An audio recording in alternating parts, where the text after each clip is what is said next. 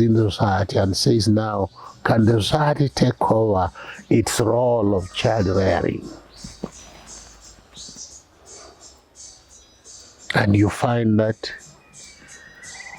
even people who are in their 70s, in their 80s, they're better placed to do child rearing. I mean, yes, child rearing, than those in their 20s, than those in their 30s, than those in their teens. Therefore, and that will have the effect of freeing the woman. It will have the effect of making the whole act of childbearing bearable. It will make it enjoyable. It will make it look like it is rewarded, it is appreciated by society. And that is very important. What do you think? Yes, childbearing to a woman that is not yet ready to child rearing for a woman who is not ready to rear is like a cocoon. It does not free the woman. He does not have the wisdom of rearing yet. True. In the horizontal system, the prime age of one getting a kid, when one gets a kid, he's seen to be a failure. He's deemed to be, in some cases, is made an outcast. He's not appreciated by the rest because of doing it. They will call it prematurely. Which worries us, because it is the same society in a vertical system that will take up the responsibility of doing the rearing, which will free the kid from the psychological torture from the family and everything. And there's this debate that causes a lot of trouble in the horizontal system. People pick sides. The issue of abortion. You know, abortion on itself affects the woman. But let's look at the cause of abortion before we talk about abortion as being bad or good. What are the circumstances that one gets herself in for her to opt for adoption? And for abortion, it is the fear that the society will judge her. Yes. That she will be denied opportunity in the society. Maybe they call it waste time in the that she should use in academic purposes, in schooling, what they call in the horizontal system. That is the fear that leads them to abortion, which in the horizontal system, in the vertical system, the society will take up the rearing. They understand that the society understand that this is the prime age for childbearing, and the responsibility of rearing lies in the neighborhood assembly and the society at large. What's your take? You see, it's an important point you are raising, because of the stigma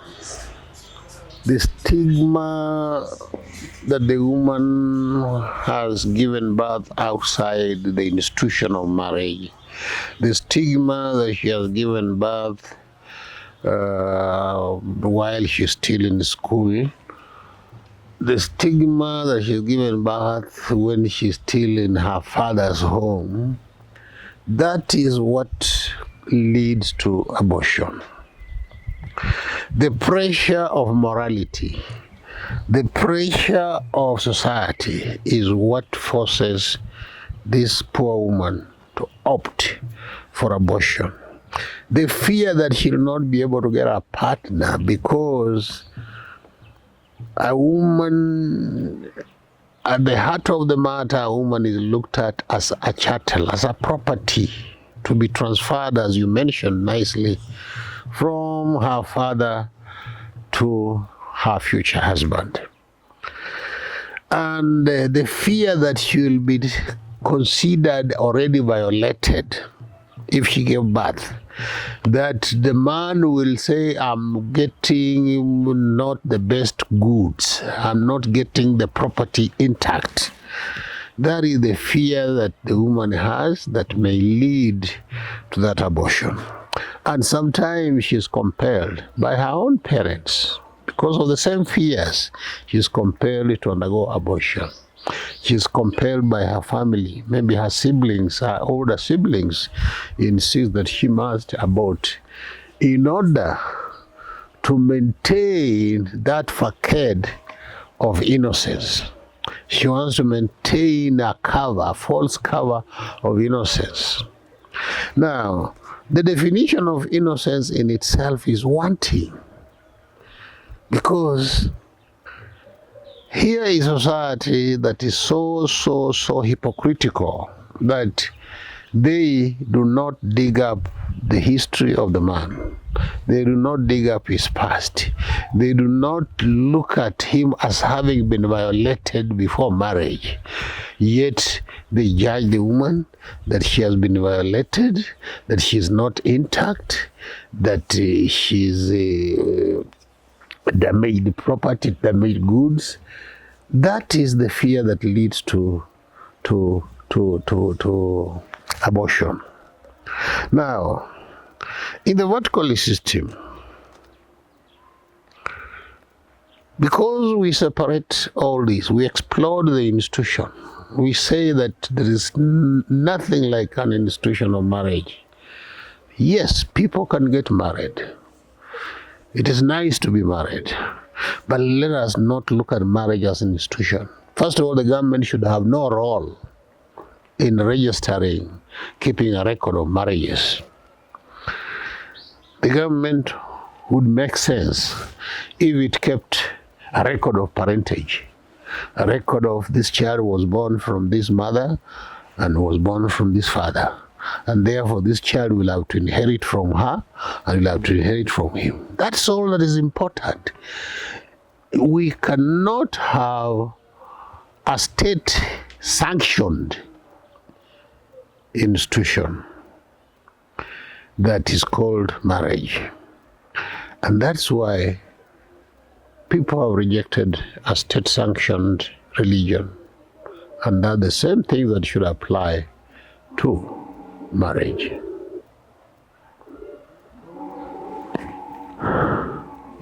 Still have 3 minutes. 3 minutes. So, you look at,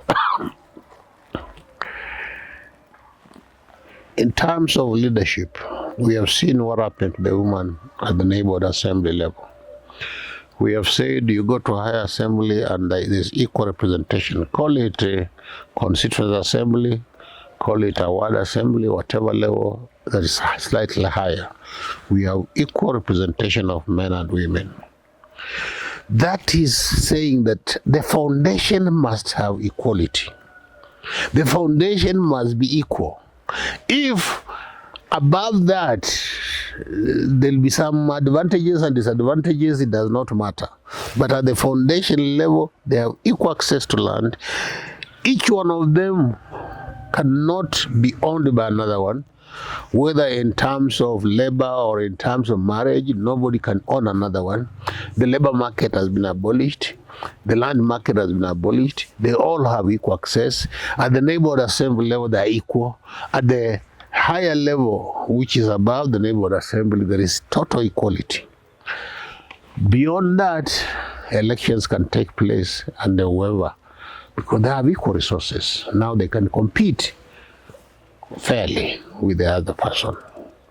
That is really what the vertical system will do for the woman to ensure that the woman enjoys actual equality, not just conceptual equality, not just theoretical equality, but actual equality to the man within that society.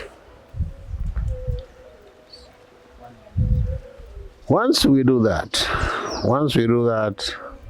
then the children that are offsprings within those relationships, they will grow up in a culture of freedom. We can now call it a culture of freedom. There was the horizontal culture, which curtailed freedom, but now we have a culture that fosters freedom. The child is born knowing that my mom owns those 10 acres, my father owns those 10 acres. I have a right to that, inherit part of that. I have a right to inherit part of that. The two parents can plan how to live, how to utilize that and how to utilize that one. Where they want to establish a home, or if they want two homes. If it can't work, they can still live in a very decent way separately, but knowing that they have the children who will have to inherit from both of them. That's the beauty of the role of the woman in the vertical system.